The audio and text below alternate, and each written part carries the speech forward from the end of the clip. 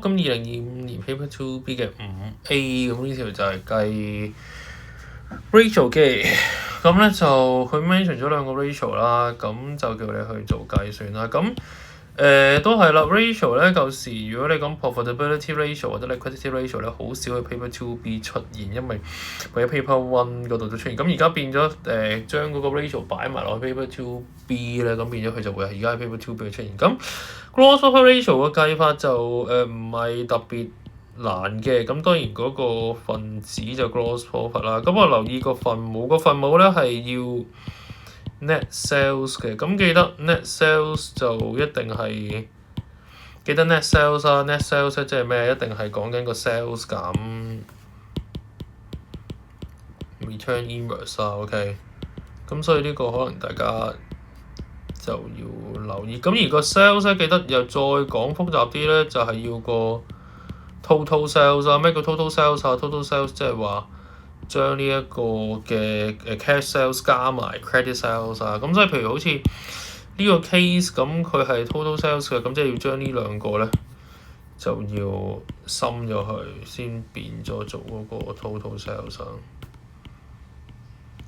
咁而你亦都見到有嗰個 return inverse 入邊啦，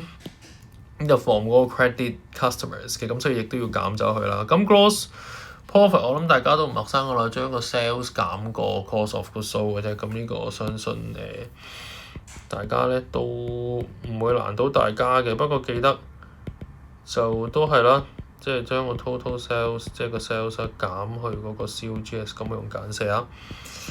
咁就下邊嗰一個部分咧就係 trade receivable turnover， 咁啊當然就係要嗰個 credit sales 喺樓上啦。咁但係一樣啦，其實個 credit sales 咧都隱約咧，唔係叫隱約嘅，其實應該要提大家都係 net 嘅 ，OK， 對面都係 net， 講緊 net credit sales， 咁所以都係要減咗個 return inverse， 咁呢個都有少少伏嘅，咁就佢係呢個當然 gross profit ratio 用 percentage 啦，咁而推 receivable turnover 用 times 嘅，咁啊講埋下邊先，下邊就係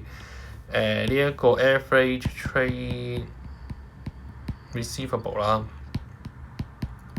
都有試過就係用 average 嘅，咁啊所以變咗咧，其實如果佢呢度有俾23年你嘅話咧，應該將23、24加埋除以2嘅，咁但係佢就淨係已經好好啦，佢都剔埋個 average 俾你啦，咁所以就唔使。咁啊計算上面其實就講咗啦，咁啊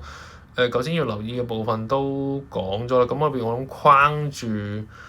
嗰個位咧就係嗰個嘅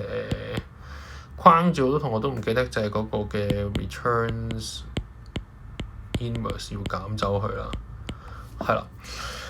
咁就係啦 fail to deduct 嗰個 return inverse 啦，咁同埋記得兩個 DP 啦，都好 common 嘅，我哋成日都係兩個 DP， 咁所以呢啲位要留意啦，咁啊同埋記得correct unit 啦，頭先講一個係 percent， 一個係 times， 呢個先都講咗啦，我哋話。